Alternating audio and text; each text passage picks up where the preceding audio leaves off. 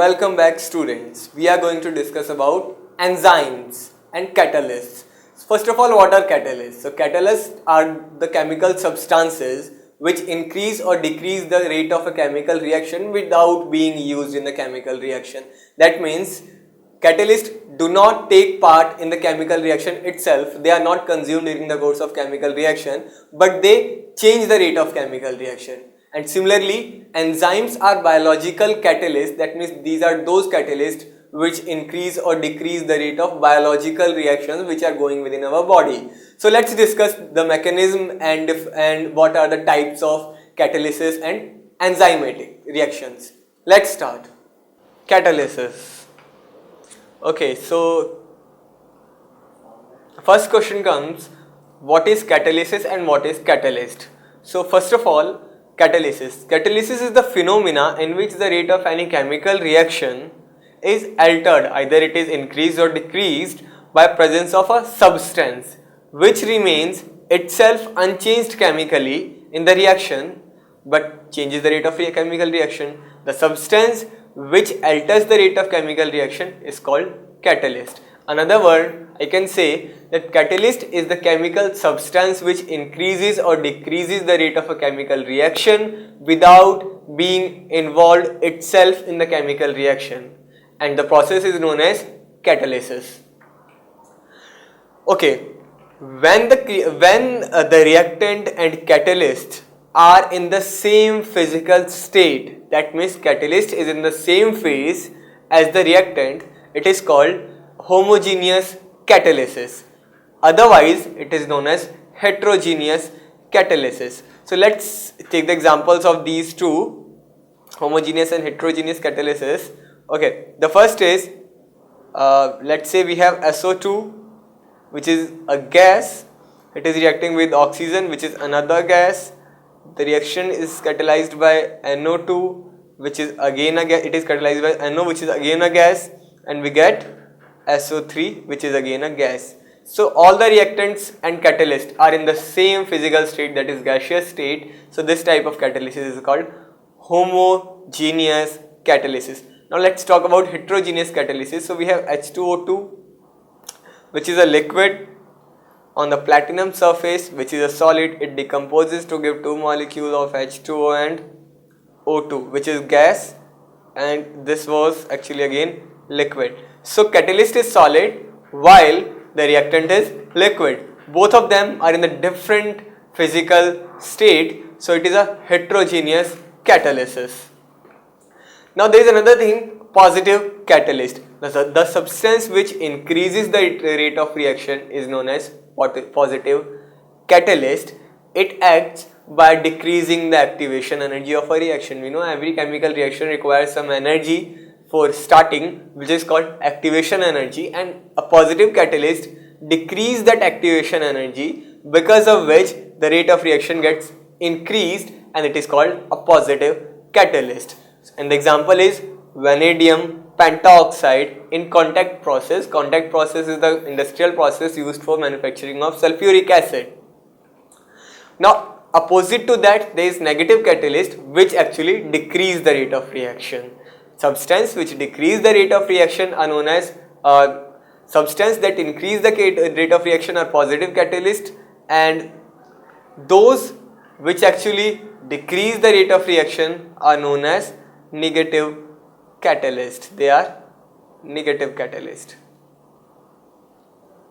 Okay, and they act by increasing the activation energy. Positive catalyst decrease the activation energy so that rate of reaction may increase, and negative catalyst increase the rate of the activation energy so that the rate of reaction gets decreased. And the example is acetanilate prevents the oxidation of N2O3 by air, so it acts as a negative catalyst. Similarly, H3PO4 prevents the decomposition of H2O2 by acting as a negative catalyst for the reaction. Another is induced catalysis, and this is when a chemical reaction increases the rate of other chemical reaction. It is called induced catalysis. For example, sodium arsenate solution is not oxidized by air, but when it is present along with the solution of sodium arsenate and sodium sulfate, simultaneous oxidation of both take place. This is because the oxidation of sodium arsenate is induced by oxidation of sodium sulfate. Next is autocatalysis. This is the example of catalysis in which one of the products of the reaction acts as catalyst. That means in starting the rate of reaction was slow, but after some time when the reactant reacted to form some amount of product, that product keep on acting as reactant and the rate of reaction gets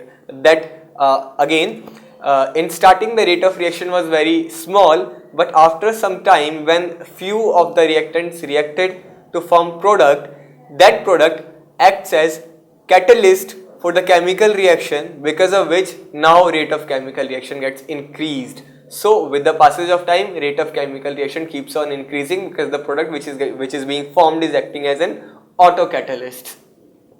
And this is why when KMnO4 solution is added to warm solution of oxalic acid containing small amount of dilute H2SO4, initially there is a time lag before the decoloration occurs, but the process becomes almost instantaneous as more KMnO4 is added. Now, characteristics of catalytic reactions. Actually, the first characteristic is that catalysts do not undergo any change during the chemical reaction. That means they remain unchanged in amount as well as chemical composition at end of the chemical reaction. It may, however, undergo considerable changes in physical form. Catalysts are highly efficient. That means even a small quantity of catalyst is capable for producing the desired effect. And the action of catalyst is specific to large extent. That means it is not so that any catalyst can catalyze any chemical reaction. This is specific in nature. Specific type of enzyme or catalyst is required for specific type of reaction. The catalyst does not initiate the reaction, only accelerate the reaction that is already occurring. If we want that there is no chemical reaction taking place, and if we add some catalyst, the reaction will start. It is not so. The catalyst do not start any chemical reaction, it only speed up the chemical reaction which is already taking place. So catalyst does not alter the final state actually of the equilibrium in a reversible reaction. That means catalyst does not affect any catalyst do not have any effect on equilibrium state. The catalyst lower activation energy which increases the rate of chemical reaction, or a catalyst provide pathway in which activation energy is lower than the activation energy of uncatalyzed chemical reaction. Now there are some theory for explaining the working of or the mechanism of catalytic action, and the first one is intermediate compound formation theory, and this says that catalysts react with one of the reactants to form an unstable intermediate compound. The formation of this unstable intermediate compound requires less amount of energy than actually needed for the actual reaction.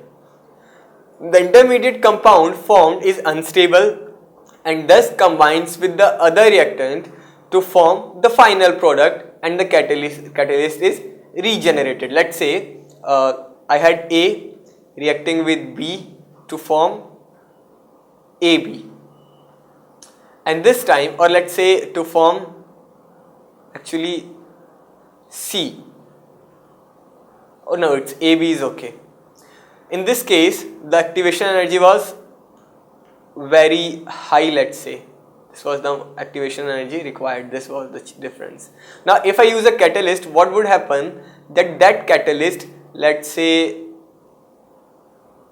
catalyst will first react with A to form A and catalyst complex, which is an intermediate unstable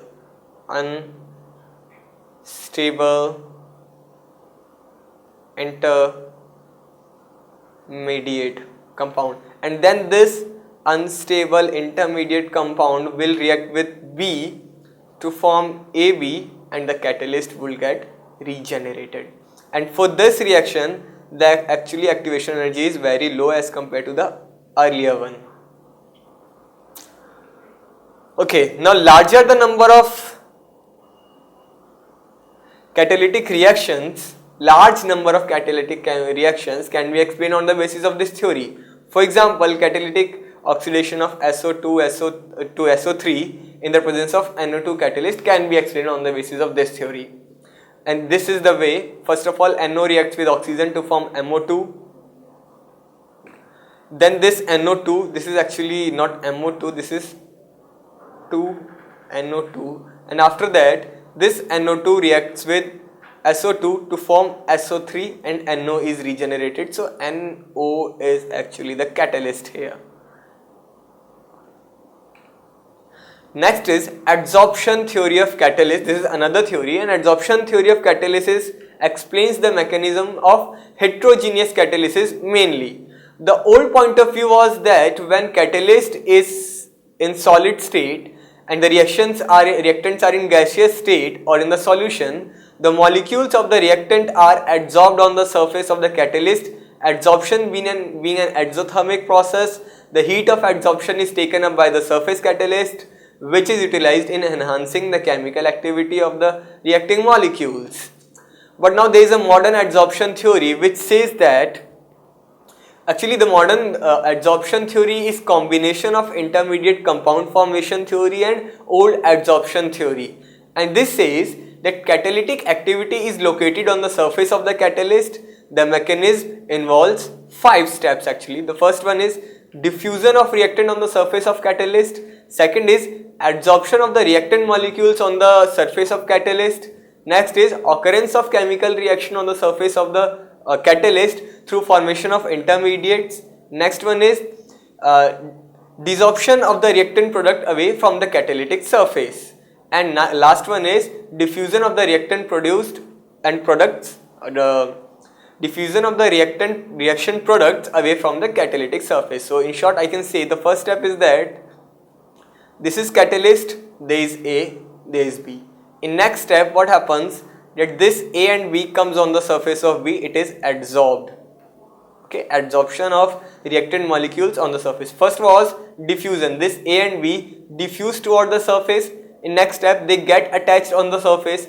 In the next step, what happens that they develop a bond between these two, and in final step, this bond breaks, and there is formation of a compound here, and in the final step, A and B moves away. So the first step is diffusion of the reactant toward the surface. Next is adsorption of these reactant on the surface. Next is occurrence of chemical reaction on the surface. Final one is now desorption of the product from the surface and then diffusion away. So reactant come on the surface, they are adsorbed on the surface, they react to there. After that product is formed, that product is again detached from the surface and that diffuses away. So these are the steps involved in modern adsorption theory. Now there is a term catalytic promoters. Now catalytic promoters are those chemical substances which actually do not themselves act as catalyst, but their presence increases the activity of any catalyst which was already present there.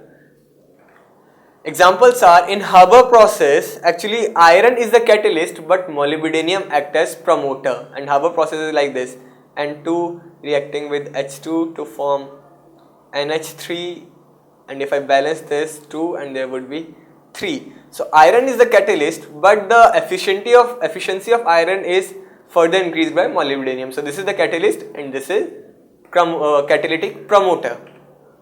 Next one is opposite to catalytic promoter, known as catalytic poison. The substance whose presence decrease or destroy the activity of catalyst are called catalytic poisons. And for examples, again in the same Haber process, if there is carbon monoxide or H2S gas, they act as catalytic poison for iron. Activity and selectivity of catalysts. Activity of catalyst is the ability of a catalyst to accelerate the chemical reaction. How fast an catalyst can accelerate the actual reaction. The degree of acceleration can be as high as 10 power 10 times. The reaction between H2 and O2 to form H2O in the presence of platinum as catalyst takes place at explosively violent speed. In the absence of catalyst, hydrogen and oxygen can be stored for a longer time without any chemical reaction. That means this is the actual difference. When there was no catalyst, there was no reaction, and we can very easily store them together. But when there is presence of platinum as a catalyst, the reaction is so fast that it is almost violent. The next is selectivity of catalyst. That means catalyst does not catalyze every chemical reaction. There is specific type of catalyst for specific type of reaction. This is known as selectivity of catalyst. The selectivity of catalyst is its ability to direct the reaction product to particular product. That means that catalyst has specific type of ability that if it is, okay, let's say we know H2 and O2 react to form H2O in the presence of platinum. There is another way that H2 and O2 may react to form H2O2. This is water and this is hydrogen peroxide. But it has been observed both reactions are of same type, and if I add platinum, this is catalyzed by platinum, we have just studied. So what if I add this to the platinum to this reaction, would it also be catalyzed? No. Actually what will happen, that if platinum is present, it will always form water and not hydrogen peroxide. This is because platinum is highly selective and it orients the chemical reaction toward a particular product. And we have some examples for this, like this. Carbon monoxide reacting with hydrogen forms methane in the presence of nickel. When there is another catalyst, the same reaction forms alcohol, and when copper is there, same reactants form aldehyde. So different, same reactants but different catalysts, different products. Enzyme catalysis. Actually what are enzymes? So we know there are number of chemical reactions taking place within our body, and those also need to be catalyzed.